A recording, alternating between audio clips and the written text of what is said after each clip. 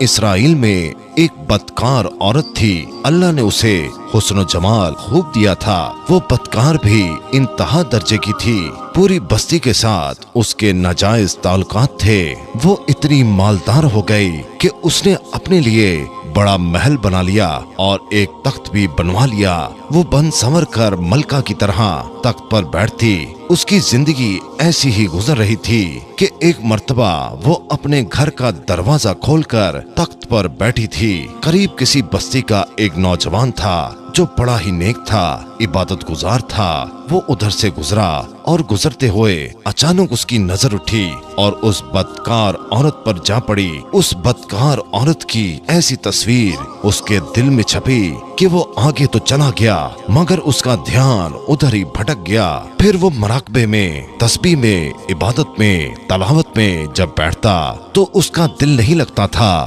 اس نے روزے بھی رکھے لیکن خیال نہ نکلا، اس نے اپنے آپ کو کافی تکلیف پہنچائی، کئی دن اپنے آپ کو بھوکا پیاسا رکھا مگر اس کے دل سے خیال نہ نکلا، حتیٰ کہ ایک دن اس نے سوچا کہ اس خیال سے میری جان نہیں چھوٹتی، اس عورت کے پاس جاتا ہوں، چنانچہ اس کے پاس جو تھوڑا بہت سامان تھا اس نے وہ بیچا اور اتنے سارے پیسے تیار کیے جتنے سے وہ بدکار عورت اسے اپنے پاس آنے کی اجازت دیتی تھی، وہ اس بدکار عورت کے پاس آیا اور اس کو پیسے دے کر اس کے پاس جا کر بیٹھ گیا، بات چیت کرنے لگا، اچانک بات چیت کے دوران اس کے دل میں خیال آیا کہ میں نے نیکوکاری کے اتنے سال گزارے ہیں، آج مجھے میرا رب، میرا اللہ بدکار عورت کے ساتھ بیٹھے دیکھ رہے ہوں گے، بس یہ خیال دل میں آیا تو اللہ کا ڈر دل پر غالب آ گیا، اس نوجوان نے کانپنا شروع کر دیا، عورت اس سے پوچھتی ہے تم کانپ کیوں رہے ہو، تمہارا چہرہ کیوں پیلا ہو گیا ہے، اس نے کہا بس میری طبیعت ٹھیک نہیں، اس نے کہا کہ پھر تم جس مقصد کے لیے آئے ہو وہ مقصد پورا کرو اور چلے جاؤ، اس نے کہا نہیں، وہ بڑی حیران ہو گئی کہ آج تک میں نے اپنی زندگی میں کوئی ایسا مرد نہیں دیکھا جو میرے قریب اس طرح آ جائے اور پھر برائی کیے بغیر یہاں سے واپس چلا جائے، یہ نوجوان کیسا ہے، مگر نوجوان نے کہا کہ یہاں سے اب میں جاتا ہوں، اس نے کہا کہ تم کون ہو، کہاں سے ہو، اس نے بتایا کہ میں اس نام کا بندہ ہوں اور فلاں بستی کا رہنے والا ہوں، میرے دل میں یہ خیال آ رہا ہے کہ میں نے اتنی عمر مسلح پر بیٹھ کر گزار دی، آج میرا اللہ مجھے تیرے ساتھ بیٹھے ہوئے دیکھ رہا ہوگا، بس اس کے بعد اس نوجوان کی آنکھوں سے آنسو آ گئے اور وہ وہاں سے چل پڑا، اب وہ جو وہاں سے چلا گیا اس عورت کو تھوڑی بہت اس کی صحبت ہو گئی، اس کی برکت اس کو مل گئی، چنانچہ عورت کے دل میں خیال آیا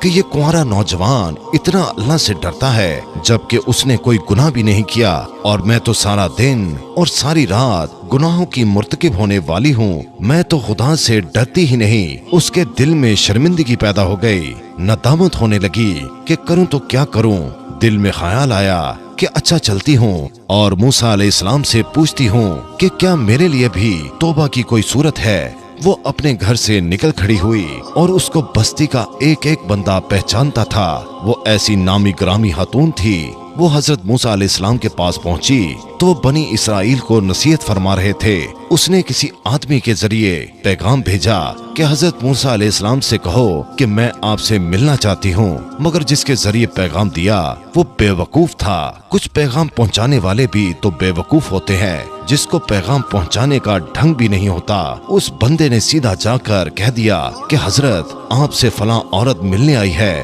حضرت موسیٰ علیہ السلام نے سنا تو انہیں بہت جلال آیا کہ لوگ کیا سوچیں گے کہ ایسی عورت ان سے ملنے آئی ہے، اس سے ان کا کیا تعلق ہے، حضرت موسیٰ علیہ السلام نے غصے میں آ کر کہہ دیا کہ اس سے کہو کہ چلی جائے، میں اس سے نہیں ملنا چاہتا، اس بے وقوف نے آ کر کہا میں نے تو کہہ دیا تھا، مگر حضرت موسیٰ علیہ السلام بہت ناراض ہو گئے، وہ عورت ڈر گئی کہ میری بدکاریاں ایسی ہیں کہ اللہ مجھ سے پہلے ہی ناراض تھا اور اللہ کا نبی بھی مجھ سے بات نہیں کرتا، میرے لیے تو دنیا میں اب کوئی ٹھکانہ نہیں رہا، وہ اداس اور بوجھل قدموں کے ساتھ وہاں سے واپس آئی، وہ حیران تھی کہ اللہ کے نبی نے بھی میرے ساتھ بات کرنا گوارا نہ کیا، میں इतनी गिरी हुई औरत हूँ कि वो बात भी नहीं करना चाहते। चुनाचे वो घर आई और उसने घर की कुंडी लगाई। उसने अपने किसी बड़े से सुना था कि बंदा जब अपने रब को मनाना चाहे तो उसको चाहिए कि वो उसके आगे सजदा करे। चुनाचे उसे कोई और तरीका नहीं आता था।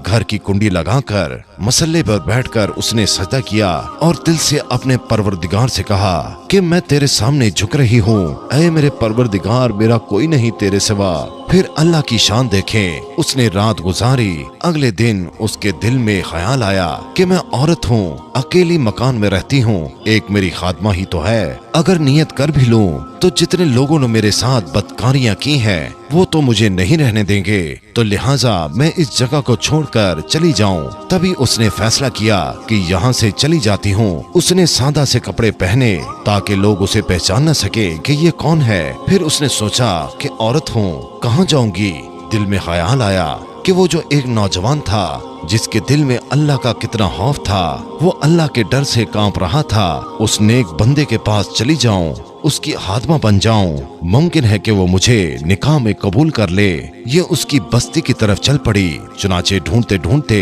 उसके घर पहुंची और घर वालों से कहा कि मैं फलां बंदे से मिलने आई हूँ। तो उन्होंने कहा कि उसके जिक्र इबादत का मामूल है और वो कमरे से इस वक्त निकलता है, तुम इंतजार कर लो। उसने कहा कि बहुत अच्छा, और इंतजार में बैठ गई। जब इंतजार कर रही थी तो अचानक उस नौजवान ने दरवाजा खोला और उस नौजवान की नजर उस औरत पर पड़ी। जब नौजवान ने औरत का चेहरा देखा तो उसको अपना वो वक्त याद आ गया कि वो कौन सा वक्त था। मैं अपने मसल्ले को छोड़कर इसकी चारपाई पर जाकर बैठा था। उस नौजवान के दिल में खौफ तारी हो गया कि कहीं ये मेरा ईमान खराब करने तो नहीं आ गई। मैंने तो इतनी मुश्किल से उसका तस्वर ज़हन से निकाला था। उस नौजवान पर इतना खौफ तारी हो गया कि वो वहीं गिर पड़ा और उसकी जान निकल गई। उसकी मौत पर उसके घर वालों के साथ साथ उस औरत को भी बहुत रंज था। हर 3 दिन के बाद उस औरत ने उस आदमी के घर वालों को बताया कि मैं तो इस नीयत से आई थी।